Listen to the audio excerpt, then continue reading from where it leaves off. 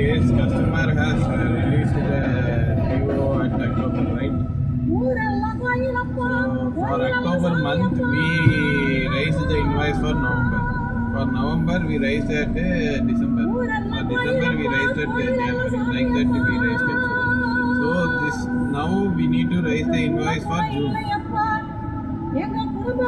Yes.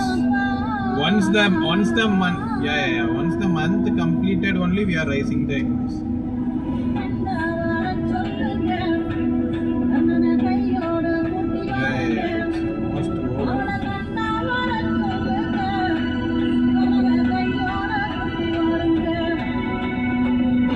After the month only we will do it.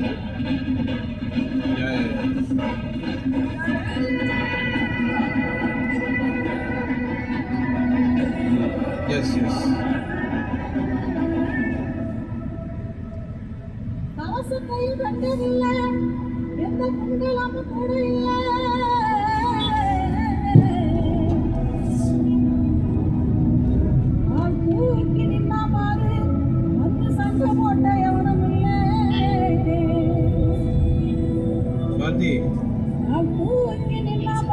அதான் பார்த்தேன். இப்போ என்னன்னா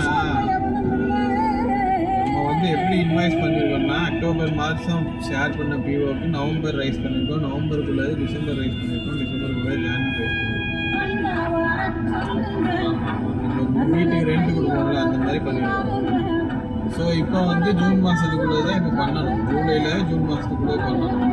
அது வந்து ஓல்டு பிஓ தான், முன்னாடி உள்ள பிஓ.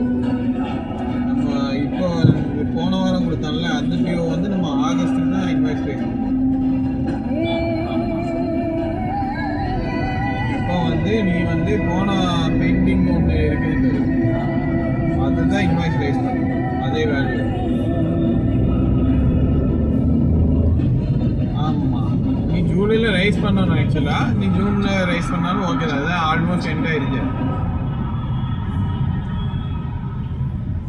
ஆமாம், அந்த ஒன்று மட்டும் நீ